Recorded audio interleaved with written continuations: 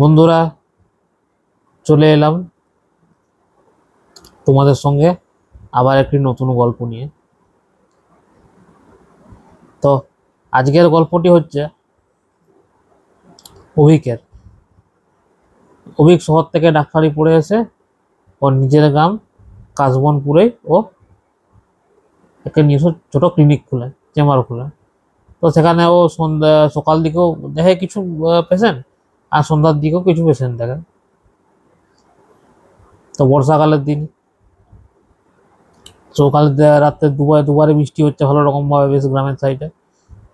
তো সেদিন সন্ধ্যাবেলায় মোটামুটি অভিক প্ল্যান করেছিল ও ক্লিনিক বন্ধ করে বাড়ি চলে যাবে। ও একটু শরীরটা ওর মানে ম্যাচ ম্যাচ করছিল আর কি। তো ভাবলো যে একটু পরেই ক্লিনিক বন্ধ করে, আজকে মনে হয় না কোনো আর পেশেন্ট আসতে পারে গ্রামের। তো ও ক্লিনিক বন্ধ করে ও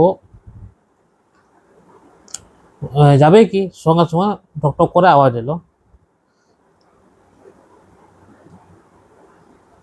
তো আওয়াজ এসে বললো যে ডাক্তারবাবু, ডাক্তারবাবু কেউ আছেন? ডাক্তারবাবু আছেন আপনি? তো তখন বুঝতে পারলো এটা হচ্ছে অমিত বাবু।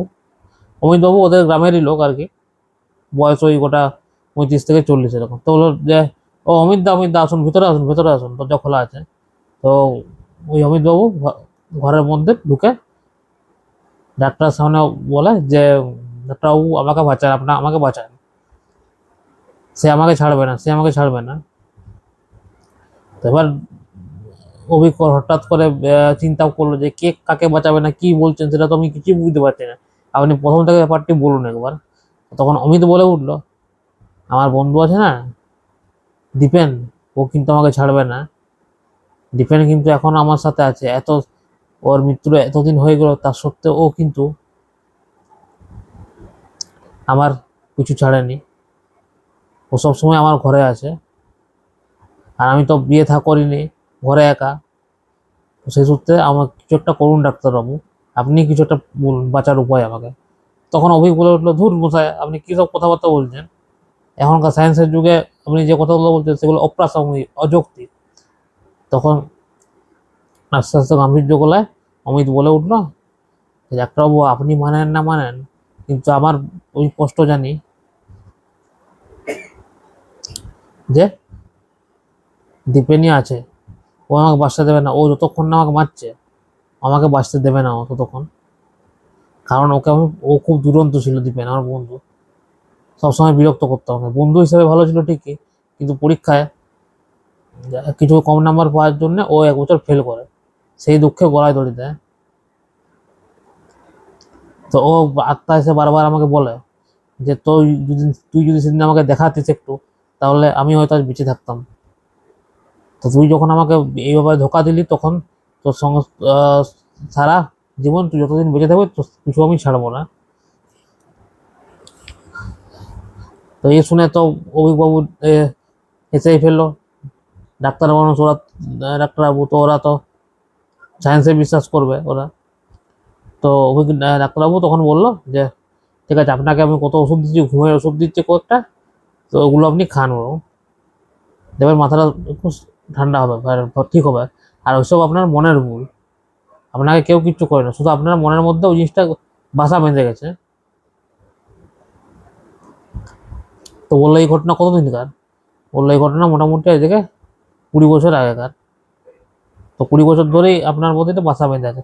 তো চিন্তা করবেন না, আমি দেখছি, আমি কতগুলো ওষুধ দিচ্ছি আপনাকে, ঘুমের ওষুধ, বলে আপনি খান, পরের দিন এবার আপনার শরীর ভালো থাকবে। বললো ঠিক আছে বাবু, ডাক্তারবাবু আপনি যেটা বলছেন এটাই হয়। তারপর ওই বললো, অমিত দা ওইসব মাথা থেকে চিন্তা ছেড়ে দেন। তো তারপর ক্লিনিক বন্ধ করে অভিক বাড়ি ফিরলো। বাড়িতে ওর মা বাবা আছে, মা তো খাবার বেড়ে দিল। তারপর খাওয়া দাওয়া করে ও একটু মোবাইল ঘাটছিল, শোয়ার আগে একটু মোবাইল ঘাটার স্বভাব আছে আর। মোবাইল ঘাটার পর ও ঘুমিয়ে গেল। ঘুমিয়ে গিয়ে সকালে উঠলো, চাটা খেলো।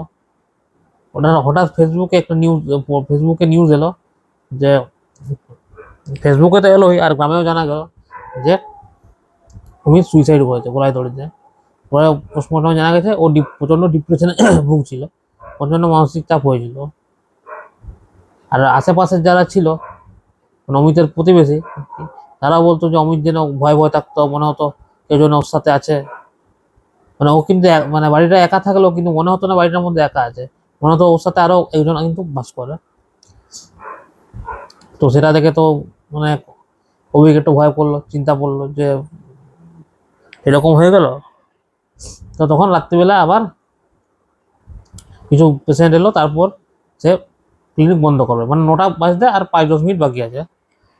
তো ক্লিনিক বন্ধ করার আগে হঠাৎ করে একজন ঠকঠক করে আসে। তো বললো ভিতরে আসুন, আছি। তারপর হঠাৎ করে একটা ছায়ামূর্তি দরজাটা খোলার পর একটা দমকা হওয়া বয়ে এলো। হঠাৎ লেগে গেলো একটা ছায়ামূর্তি।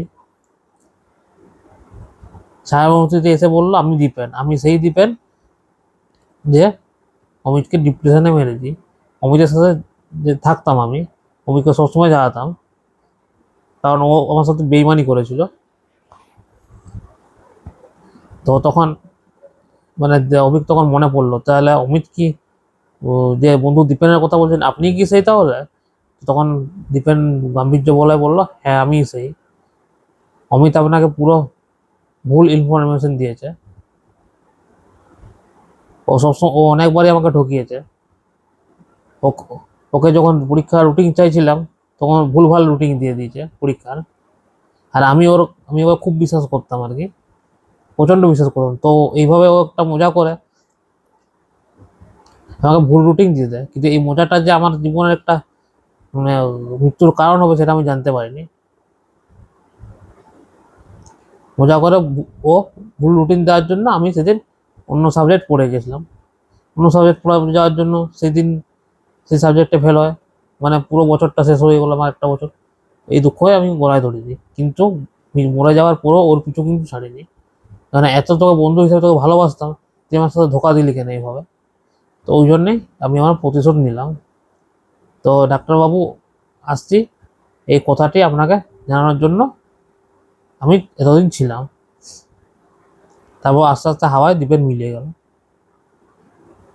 তখন ডাক্তারবাবু মানে অভিক আর কি, তখন ভাবলো যে পৃথিবীতে সব কিছুই হয়তো সায়েন্স ব্যাখ্যা নাও করতে পারে, কিছু কিছু জিনিস নিজের চোখে না দেখলে বিশ্বাস হয় না।